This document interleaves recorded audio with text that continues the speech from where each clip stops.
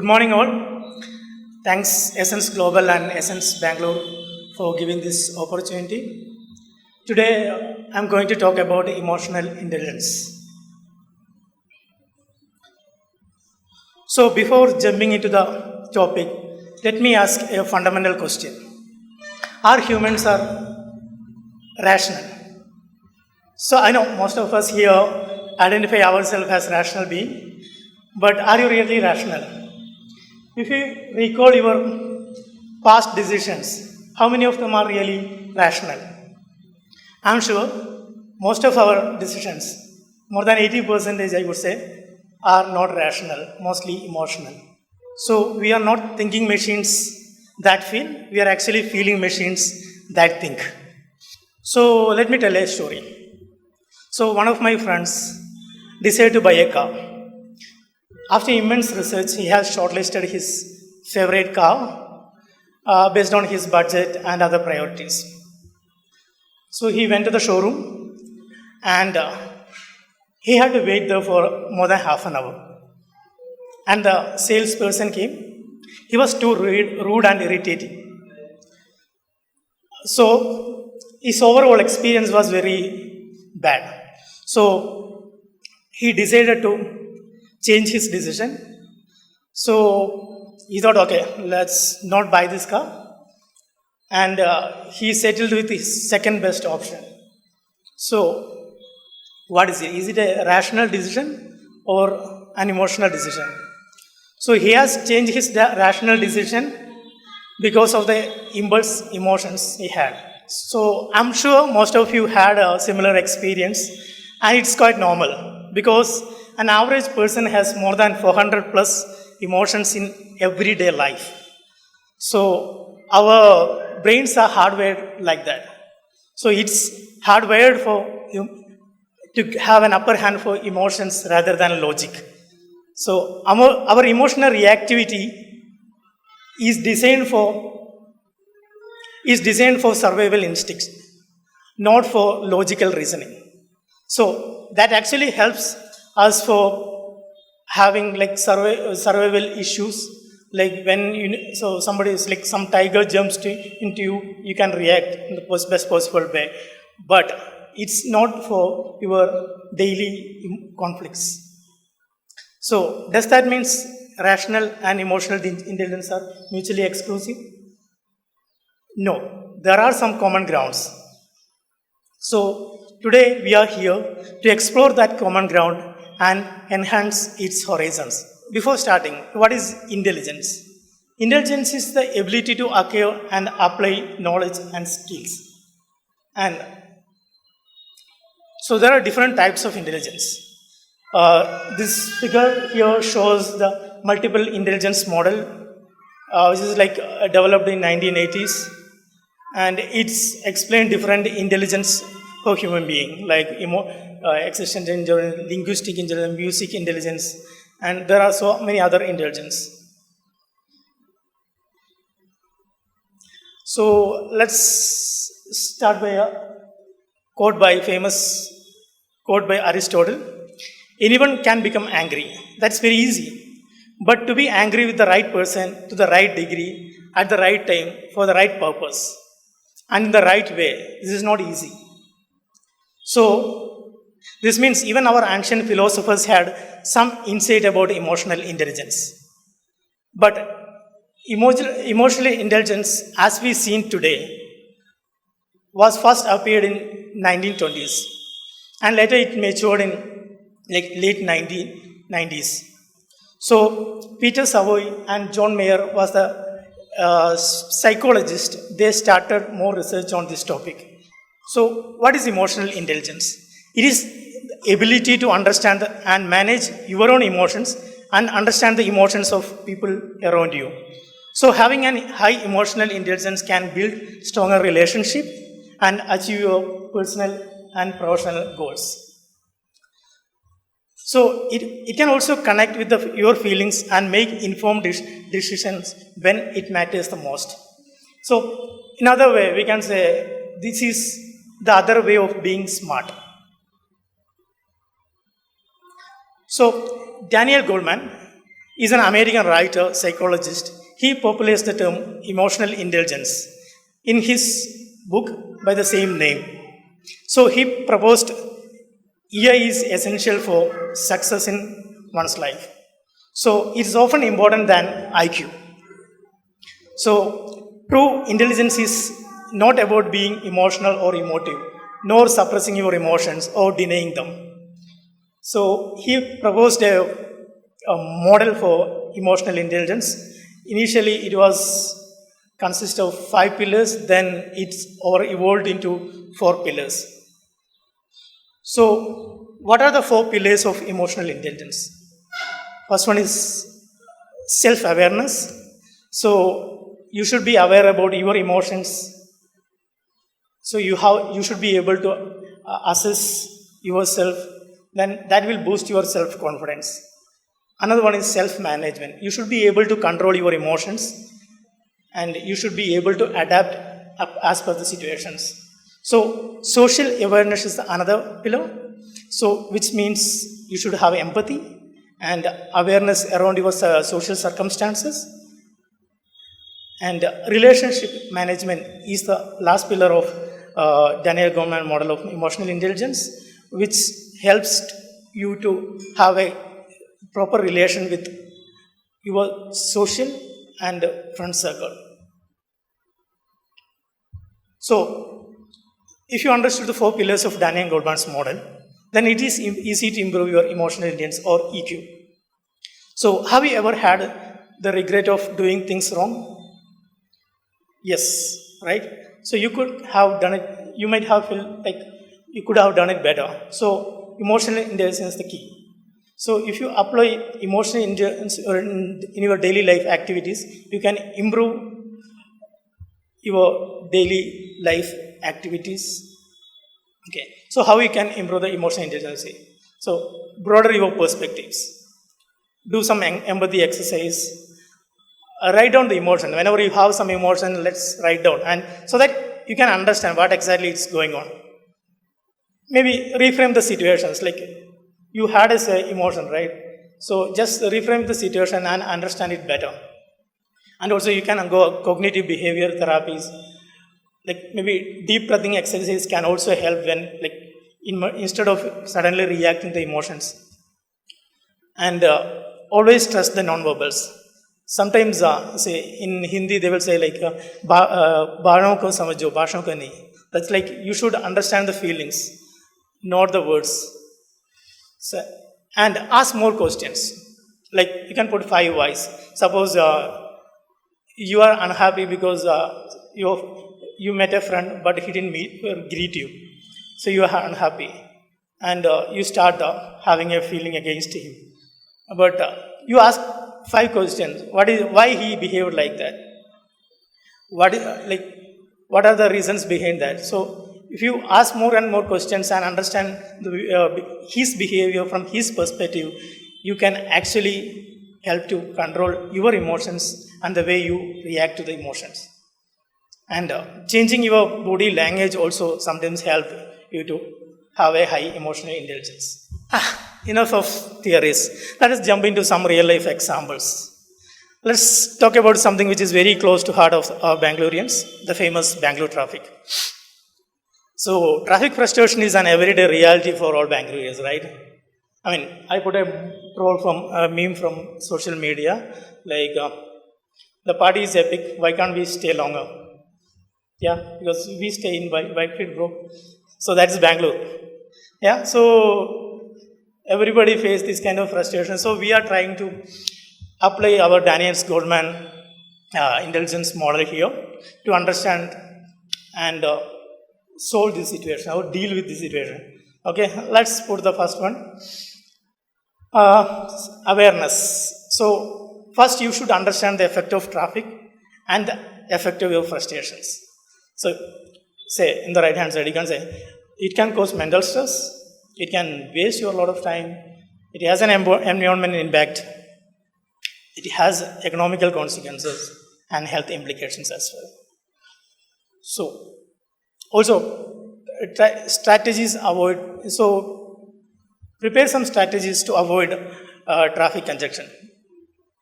So that is the act you have to do. So utilize some traffic apps, adjust your daily schedule, plan around major events, like some festival is happening, so you can expect there is a traffic block in this traffic congestion in this area. So you have to adapt major around. So you have to adapt your techniques according to the events. And again, carpooling and public transportation is another way to tackle the same issue. So what are the reason behind this traffic? Like if you understand the situation, then you can handle it better, right? So maybe because of some traffic incidents or accident, it can cause. Then population growth is another reason. Poor traffic management, of course, that is the reason we Bangaloreans know well about it. And inadequate infrastructure, and people are like mostly not using the public transport, they are driving their own cars. So these are the reasons. So how we can keep calm in this situation, maintain patience on the road. So plan ahead, right? You have to plan your activities and adopt a positive mindset. Like don't be frustrated with each and every activity. It's a reality and you have to accept it. Okay? And because of that, don't do aggressive driving. Okay? Avoid aggressive driving and utilize technologies too. Maybe you don't need to go there. Okay? You can maybe use some video calling or some other methods. Like if you can avoid something using technology, use it. Okay. So if I ask you who is your favorite cricketer, you all have different answers, right? Some may say Sachin Tendulkar, Sourav Ganguly, Virat Kohli. But if I ask who is the most successful Indian captain, definitely the answer is MS Dhoni, because his stats says, like if you take a rational decision, it's like MS Dhoni only. Why he is so successful? It's evident that his emotional intelligence is much higher. His decision-making capability, leadership capability, and interpersonal skills make him a role model for him. So maybe like even you have seen like in 2011 World Cup had happened, right? So he understood that next Muthiah Muralidharan is coming to world, so he stepped up, and so that is like he understands the situation and he behaved according to the situation. And also we all know about his composure under pressure, and he's a thoughtful decision maker. And so his self-reliance and this relationship management helped him to become a successful leader. Even like he got all ICC trophies, like 5 IPL trophies. So this is not, initially everybody says like it was his luck. I mean, later he proved that it's not luck. It is his emotional intelligence. And even in one of the interview, he mentioned that he controlled his emotions very good. So far we have discussed about the emotional intelligence and method to develop emotional intelligence. Now let's talk about why EQ is a necessity. Okay, have you heard about Stephen Covey's 90-10 principle? Actually, we really have no control over our 10% things in our life. But the other 90% of events are the results of our reactions. So, for example, we cannot stop a car from breaking down or the plane coming late. But it's definitely alter your schedule. Maybe like a driver cut off you from your traffic. We have control of that kind of 10% of your life. But you can definitely control your reaction to that events, right? So basically, the 90% of things is what drives your life is actually depends on how you react to that 10% of things. So let me tell you a story. Okay, let's one father, mother, and a doctor having a family breakfast. And suddenly coffee spilled off the father's shirt from the daughter. Then he started shouting at the wife, and he started shouting at her daughter, like, then later complained about wife like keeping the coffee very at the edge of the table. And then he went to the bedroom and changing his shirt because he has to go to office. The daughter is still crying at the table. So she was not ready for going to school. Then because of that mood, she got late. She missed the bus. So he also got late and he has to reach office late. Wife also became late. So at the end of the day, it's like for some one simple reaction to a mistake that has happened, the whole family is on frustration. So these kind of things happens in our everyday life. So another example, like in his famous TED talk, Tim Urban, he explained about instant gratification monkey. It's more on the why procrastinators procrastinate. So it's our natural instinct to have good things now, and like we procrastinate things, we delay things for the last moment. So in his model, he actually said like there is a procrastinating monkey, like it's called instant gratification monkey in our brain, which often have a upper hand on our rational decision maker. So it's as almost certainly provided that it helped us for evolution over other ancestors. But what is gratification was? Gratification is like happiness, getting pleasure, right? So we all wanted to see pleasure and avoid pain. So this is what our instant gratification monkey does in our brain. He often overtake our rational decisions maker and do emotional decisions. So like for an example, so if somebody called for a high calorie treat and you know it's unhealthy, but still you go for the treat, right? And snoozing an alarm instead of like waking up and doing exercise, right? We all have done like it, I guess. So, and again, when there is a steady time, you are interested more into gaming or watching movies. So you prefer partying over sleep. Okay, maybe your tendency to buy a new car is like more than saving the money and later buying the car. So again, you waste a lot of time on romance. It's not bad, but you waste a lot of time on romance and instead of achieving your goals.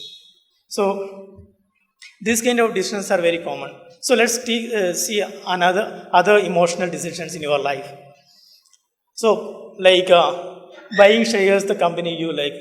Maybe like you like maybe Tata Motors. Sorry, you like Tata Nexon because of that you may buy a lot of Tata Motors shares. But by the way, it's not a bad decision because Tata Motors is doing very good. But impulsive shopping, arguing out of anger, stress eating, then making investment decisions based on fear or excitement, taking unnecessary risks, quitting a job, staying in a toxic relationship. So giving a gift based on guilt, holding grudge. These are our emotional decisions, right? So, yeah. So how we can tackle them? Let's try to apply our emotional intelligence to tackle these issues. So let's go section by section. Let's take how emotional intelligence can help you in parenting. So especially with kids, you should be listen more and judge less. So you should acknowledge their emotions. It's very common that like when a child is hit, a child get injured, you normally tell them, hey, nothing happened, no, it's okay. But you don't actually address that or acknowledge the pain. Okay. So what happened? What will be the result? He will start telling you his expressions. He start hiding his expression because Even the kid tell his pains, you are not addressing or acknowledging it. So later he said like, why I need to tell them? Okay, so it actually separate you from your kids. And you should accept strong emotions. So for teenagers, the emotion can be run very high, that because you also came through the same. So feelings need to be expressed rather than bottled up. And you should have a language between your kids. There should be an effective communication. Like suppose if your kid is interested in sports, you should find a way to communicate them about the whole sports. Don't completely avoid his interest. You should be aligned with your kids and focus on the present. Because we parents mostly future oriented, right? So, but children are more present oriented. They wanted to see the things happening now. So be aligned with your kids. And let's talk about EI for our parents. So like they have been lived a long life. So don't count on them changing. Be persistent. Avoid power struggle with your parents. Right? Pick your battles. Be sensitive. Say, if required, seek outside help. And you have to spend time with them and understand them. Outline the consequences. Treat your aging parents as adults. Like, don't treat them like they don't know. Like, you should treat them like colleagues or adults. So also try to understand why they are behaving in such a way. So if you do these kind of things, you can actually have a better relationship with your parents. Let's talk about EA for late adulthood. Like you're a senior citizen, you can also apply emotional intelligence to deal with your circumstances. So it can help you reducing isolation and loneliness. You can do a lot of group activities within the communities. That will improve actually your quality of life. So it can contribute to your mental and physical health. You can also do a lot of positive contribution because you have a lot of experience. You can give positive contribution to the community. And also you should be able to change or adapt the changing circumstances. Now let's talk about emotional intelligence in social media. Emotion is what triggers engagement on social media, right? So social media has become an essential part of our lives, allowing us to connect with friends, family, and people all around the world. So, and also going online displays face-to-face time, and also it can, like research shows that it can even lower empathy. So you should focus on real life connections as well, but the meantime anyway we all are using social media in our day-to-day life. So understand how to behave in a social media, how apply your EQ in social media. So you should recognize your emotions before commenting or posting anything. Okay, you should be considered in context, in what context you are going to type, or in what is the conversation going on. You should understand about it. And also you should know the audience, to which audience you are talking about. Are you talking about, so it's all depends on the kind of audience. In a course you can talk something in a friend circle, you can talk something different in a public forum. So it's all depends. It's also, so EQ matters. Also tone of your conversation, and also avoid making jokes and sarcastic remarks if it is a public forum, and try to see things from others' perspective. Avoid posting offensive and hurting, or like something which hurt others' sentiments. Pay attention to what others are also saying. Even if you want to disagree, be respectful. Choose your words carefully. And also, like sometimes you feel like you are doing a lot of social media, you are addicted to social media, right? Then you should even apply a social media detox uh, uh, get away from all this social media. It's other kind of emotional control, right? So also you should have follow political incorrect, not in a very large extent, but you should be politically incorrect. And yeah, this is common that nowadays brands are using EA for social media engagement. So they put a compelling content strategy for connecting with the customers. They share their stories that connect. They try to build a relationship between. And the polarize here means they try to polarize you to picking sides. Like this one is better or that one is better, right? And they even empathize often, and they want you to give more attentions. And sometimes they will act as a resource as well. Okay, let's talk about buy versus rent debate. Buying versus renting is flat is a daily topic of debate for Bangalore techies, right? Buying a house sounds like more like a dream. It is the place where you will make memories, maybe raise a family, or simply enjoy the pride of an ownership. Like, so is it an emotional decision or a rational decision? Have you considered all the scenarios or perspective before reaching the conclusion? So we have an emotional brain and rational brain, right? So did you satisfy only the emotional brain, or you consider the rational things also? Like if you consider the rational brain, you should be looking at the budget, right? Whether it's within my budget, the location, the size of the building. Like you need to go for a 2 BHK or 3 BHK. It is even applicable for the people living in Kerala, like villages, right? So nowadays they make big palaces, even for a family of 2. So does that really require?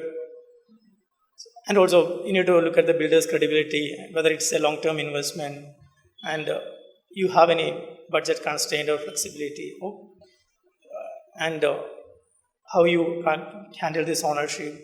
So these are all rational things, and there are many more. You can put a lot of other things as well, right? And let's talk about the emotional part. So you feel like a sense of achievement, right? Then you can have a stability and security. You can pass on your legacy and do the. It's often happens that you take this kind of decision under peer pressure or family pressure, or is it even possible that it's like you have an emotion to have a home. It's your long dream. So it's all fine. There is nothing right or wrong. You should decide what you need. It's like do your studies, do your research, and take a more intelligent decision, more informed decision than how to apply emotional intelligence, religious family events. And so we are consider ourselves as a rational being, right? And our society is not so rational. There is a lot of religious rituals, events that you have to, being a social animal, you have to participate in these kind of situations. You have to deal with the different kind of people. So it's important not to hurt their feelings and statement. So let's talk about how we can behave in these kind of situations. So focus more on the common grounds. Even if you have a disagreement, be respectful. There can be a lot of irrationality, but you can predict it. Like you guys are smart now, so predict the irrationality and set your expectation according to the events. Like if you are going for a marriage or if you are going for a festival, set your expectation. You know what are the things going to happen. Like so, set your expectations right, and also respect others' boundaries. Focus on the quality time. Not don't get frustrated with the things happening around. Like maybe there are so many religious things happening around. Don't get frustrated. Don't be so much emotionally involved in that things. And acknowledge and validate feelings. Also understand the process. Like if you understand the process better, then you can handle these situations better. That is nothing but emotional intelligence. Okay. So maybe like even recently we had a controversy in our essence resource person as well, right? Later the wedding of a resource person. So what happened actually? So in our society, marriage is a big family project which involves multiple stakeholders. So if the bride and groom are capable enough to take independent decision, you can execute as per your wish, right? But if not, what happened? You must apply some EQ and execute the best convenient way as possible. So don't hurt anyone's feeling. Do apply your emotional engines and do it best convenient way for both parties. So you are not the decision maker in this case. It's a big family process and multiple stakeholders are involved. So you don't need to fight against everything. You need to pick your battles. The choice is yours. So companies also apply emotional engines to attract their customers. Take the case of IKEA. I think you all know IKEA because now IKEA is in Bangalore. So this is the largest furnishing brand in the world. So they leverage the concept called we love it more if we made it. It's called IKEA effect, and there is also a paper published on the same. So the IKEA effect is a cognitive bias basically, in which consumer place a disproportionately high value on the product we partially created. So you get parts in like small boxes, right? Then you take to home, then you fix it, then you feel I've done it, do it. So it's leverage that concept, do it yourself. So when you put your effort into it, you feel more connected to it, right? So that's called IKEA effect. Yeah, that is nothing but the company applied some emotional intelligence to attract their customers. And I'm not going to talk about this because you all know what is Royal Enfield. The owner of Royal Enfield never say, I have a two-wheeler, I have a bike. Right? Bullet is not just a bike, it's an emotion. So you know how these brands use your emotions to attract customers. There is a famous book by Jan Adley, Predictably, Irrational. So in his book, he mentioned about the irrational behaviors of human beings. And most of these irrational decisions are easily predictable. So if you know this, you can actually handle this irrationality and you can take wise decisions. So let's talk about a few examples. To appraise things, we often compare things to others. So suppose, for an example, you are going to a showroom to buy a shoe. Let's say Nike. So you have seen 3 shoes according to your private. Like you like 3 shoes. One is budgeted like 8,000 rupees. Another is 2,000 rupees. And there is another one with 2,500 rupees. Which one you choose? Research shows you will choose the shoes worth 2,500 rupees. There is a high probability you choose the shoes which is in between. Not the too low or too high. So, and these are predictably irrational, right? You can predict the irrationality here. So, companies often apply this kind of techniques to attract their customers. And also, you overvalue the things that you want. Suppose if somebody selling a second-hand bike, and if they quote the worth of that bike is 25,000, you say it's overpriced. But if you are the guy who is selling it, did you sell it for the same price? You often overprice it, right? You're like, no, my bike is often worth more than that. So, and this is a very interesting book. You can go and read about it. So that's all about the presentations. In essence, follow your heart, but take your brain with you. So use the thinking part of your brain to address the part of the brain that has feelings. EA helps to take more informed and empathetic decisions. So EQ along with IQ helps you'd achieve success and well-being. That's all from my side.